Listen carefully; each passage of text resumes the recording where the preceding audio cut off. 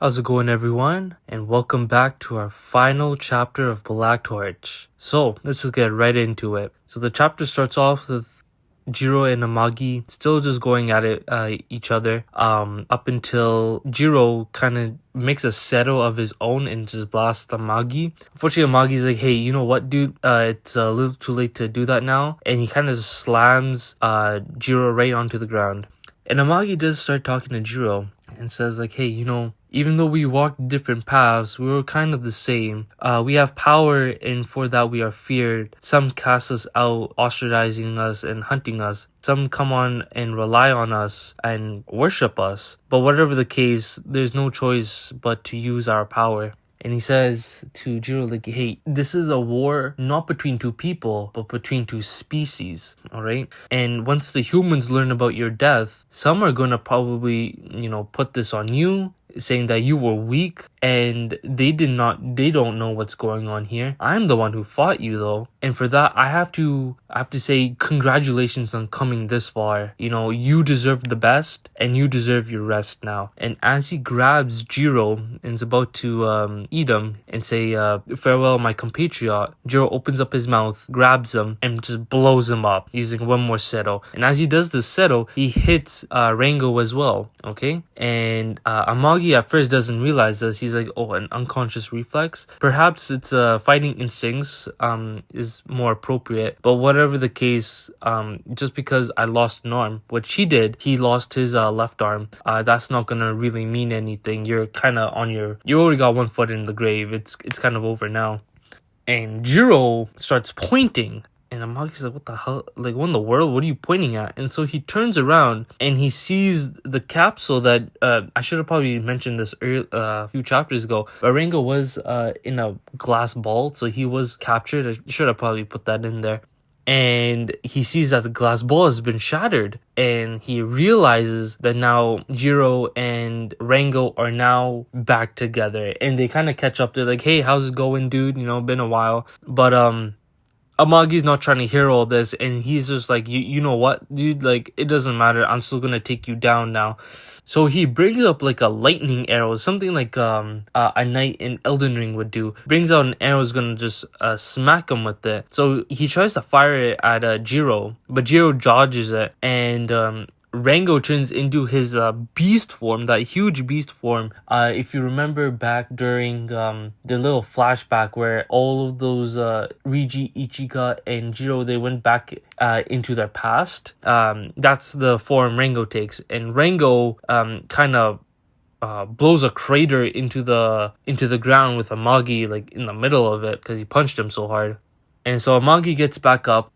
And he's kind of saying like, hey, you know what? You think you're going to win because it's a 2v1? Nah, bro. It's actually going to be 180 versus 2. Because don't forget, I have all my compatriots within me. And so he kind of gets a little tower with a bunch of hands. It kind of resembles, not really resembles, but Isaac Nadaro's Hatsu. I think it's the 99 Bodhi Sakurai. It kind of starts to resemble that. And so they kind of go at it. All those hands just firing off at Rango and Jiro. And so Jiro amps up his arm with Rango's ability. And he gets Rango to punch him. So Rango punches Jiro, and Jiro just gets sent flying straight to Amagi, and Jiro punches a hole straight into Amagi's chest. And with that, the fight comes to an end. They both fall down. And Rango was like to Jiro, like, hey, are you okay? And Jiro was like, yeah, that kind of hurt, but it is whatever. And Amagi starts walking out of his crater. And he says to Jiro and Rango, he's like, victory is yours. Unfortunately, it seems like my grand plan ends here. The only reason why I lost is for simply that you guys were just stronger and I was just weaker. And he goes on and says like, hey, you guys better get out of here as soon as possible because I'm gonna dissipate and this world will dissipate and you'll dissipate with this world if you don't leave. But before you go, I wanted to tell you, if fate is kind, then you will fight another enemy. One that will overwhelm and destroy. You will overcome with your sheer willpower and power. and on, proving over and over that that your might is right. Be strong, Jiro. And if you must lose, I hope you will lose to somebody, at least someone more powerful than me. I'll be watching you from hell. And Amagi disappears. And that's the end of his character. And so they don't have really time to reminisce over Amagi's death because they have to leave because, the world is crumbling. And so Jiro tries to get up and tries to leave. However, he just can't move anymore. And just as he's about to get into the gate, two hands grab him and pull him through, which of course is Riji and Ichika. So then Jiro kind of says like, hey, about after that, that's where I kind of blacked out. And the next thing I knew, I was in the hospital. And once he woke up from the hospital, he got to see Usumi. And Usumi's just greeting him, just very thankful that Jiro woke up. And as Jiro started waking up, he started remembering what happened, that Ichika and Riji kind of just pulled him back from the gates and sending him back home, basically. So after this, we get to get a little post of what happened with everyone that's going on. The Bureau of Espionage kind of, they covered this up as just kind of like a fire at the warehouse. And so from there, they started to sell off the warehouse, which is a pretty smart move, considering. Some of the other Mononoke, they have left.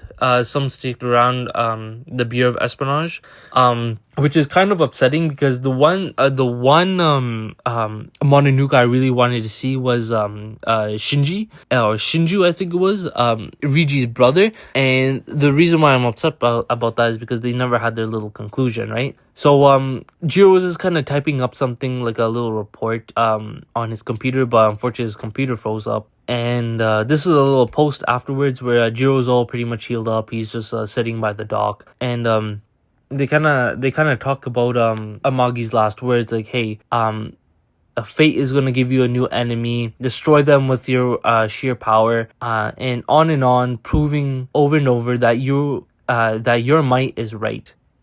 Rengo gets a little poetic here, and he starts to say, weak or strong, good or bad, enemy or ally, benefit or loss, none of that really matters. You sit down and you think about it, and if you decide you still can't let that one person go on, then there's no reason to back away, having no regrets. Just let loose with everything you've got, and when you do, I'll be there to help you as best as I can. Jiro kind of turns to Rengo and is like, yo, are you a poet or something now?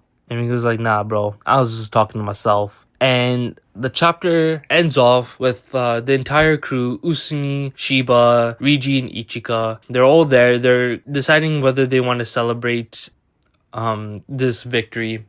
And so they turn to Jiro and like, hey, Jiro, come on, it's time to go. We're going to go celebrate now. And with that, that is the end of the chapter 19, entitled Once Again. And I believe the chapter title is kind of like, hey, once again, the threat has been taken down and another one is going to happen one more time, So, unfortunately, Tsuyoshi Takaki, I believe that was the mangaka's name, they asked Black Torch, and this is kind of where it ends here.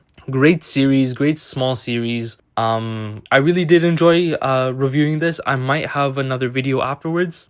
Actually, no, I will make another video afterwards about my final thoughts of Black Torch. But other than that, great series, and I hope you enjoyed this. I really do. And so yeah, I hope you enjoyed the series. Like, comment, subscribe if you did, and I will see you in the next series. Take care.